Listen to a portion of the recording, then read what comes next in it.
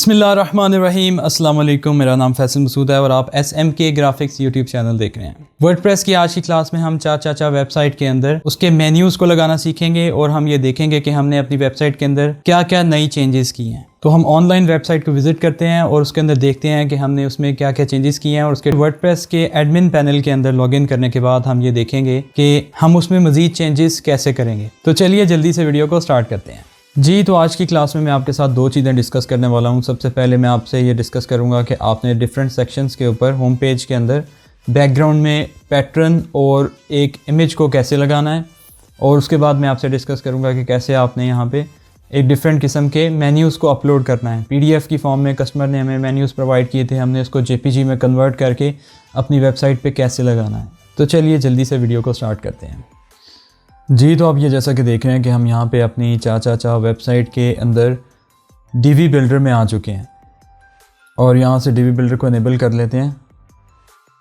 आप यहाँ पे देख रहे हैं कि हमने स्लाइडर के नीचे एक नया सेक्शन ऐड किया था और सेक्शन के बैकग्राउंड के अंदर आपको यहाँ पे एक इमेज लगा हुआ नज़र आ रहा है।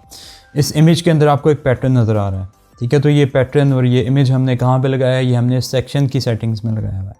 सेक्शंस की सेटिंग खोलते हैं और यहाँ पे बैकग्राउंड में जाते हैं। बैकग्राउंड में जाने के बाद आपको इसके अंदर इस इमेज वाली ऑप्शन पे क्लिक करना है और यहाँ पे ये इमेज हमने यहाँ पे लगाया हुआ है, ठीक है। एक चीज़ का आपने ख्याल रखना है कि आप जो इमेज यहाँ पे अपलोड करें ये सीमलेस होना चाहिए। सीमलेस से मुराद ये है कि उसके साइडों पे जोड़ नज़र नहीं आना चाहिए, ठीक है। तो सीमलेस पैटर्न हम पहले डिज़ाइन करेंगे। डिज़ाइन करने के बाद फोटोशॉप या इलस्ट्रेटर के अंदर इसको डिज़ाइन करेंगे और उसके बाद इसको एक्सपोर्ट करेंगे या सेव करेंगे और हम अपने यहाँ पे सेक्शन के बैकग्राउंड में जाके इसको अपलोड करेंगे। अपलोड करने के बाद हम इसको रिपीट करेंगे। यहाँ पे देखें आपके सामने एक ऑप्शन मिल रही है बैकग्राउंड इमेज रिपीट।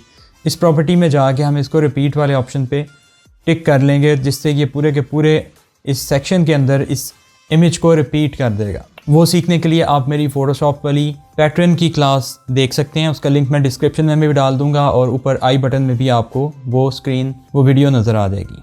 इसको हम यहाँ से ओके कर लेते हैं। ओके करने के बाद नीचे आते हैं। नीचे वाले सेक्शन के अंदर आप देख रहे हैं कि बैकग्राउंड के अंदर एक इमेज लगा हुआ है और इस इमेज के अंदर आपको ये नज़र आ रहा है कि थोड़ा सा डार्कनेस है या ब्लैक कलर इसमें हमने बढ़ाया हुआ है। तो इसकी सेटिंग्स में जाते हैं, नीचे वाले सेक्शन की सेटिंग्स में बैकग्राउंड में जाके देखते हैं तो हमें बैकग्राउंड के अंदर इमेज के अंदर यहाँ पे ये इमेज नज़र आ रहा है, ठीक है। और इस इमेज के अंदर भी हमने एक सॉलिड कलर की लेयर लगाई है। ब्लैक कलर की सॉलिड कलर की लेयर लगाने के बाद हमने उसकी ओपेसिटी कम किया फ़ोटोशॉप में और उसको सेव किया है। एक्सपोर्ट करने के बाद इसको यहाँ पे हमने अपलोड किया है अपनी वेबसाइट के ऊपर। इसको ओके कर देते हैं। और इसके अलावा मैं आपको ये दिखाना चाह रहा हूँ कि आपने इसके अंदर मेन्यूज़ को कैसे क्रिएट किया। तो मेन्यूज़ में जाते हैं, one by one in menus को खोल लेते हैं। आप ये देख रहे हैं कि आपके पास ये मेन्यूज़ JPG या JPEG की फॉर्म में, इमेजेस की फॉर्म में अपलोड किए गए हैं यहाँ पे, ठीक है। ये तीनों पेजेस मैंने आपको खोल के दिखाए हैं। हमें हमारे कस्टमर ने ये मेन्यूज़ PDF की फॉर्म में दिए थे और PDF को हमने कन्वर्ट किया था JPG में और JPG में कन्वर्ट करने के बाद यहाँ पे अपलोड किया है। अब अगर PDF से आपने JPG में कन्वर्ट करना है तो वो कैसे करना है वो हम अभी कुछ देर बाद देखते हैं। सबसे पहले आप ये देखें, आप क्लिक एंड ड्रैग करते हैं तो आपको एक इमेज नज़र आता है, जिसका मतलब है ये एक इमेज है, ठीक है। किसी भी मेन्यू के ऊपर क्लिक एंड ड्रैग करेंगे तो आपको एक इमेज का प्रीव्यू दिखाएगा, ठीक है। राइट क्लिक करेंगे आपको सेव इमेज की ऑप्शन देगा, ठीक है। तो यह आपका JPG है।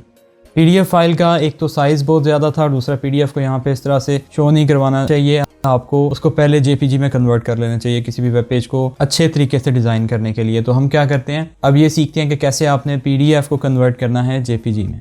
तो मैं एक न्यू टैब ले लेता हूँ और यहाँ पे सर्च करता हूँ PDF to JPG converter online.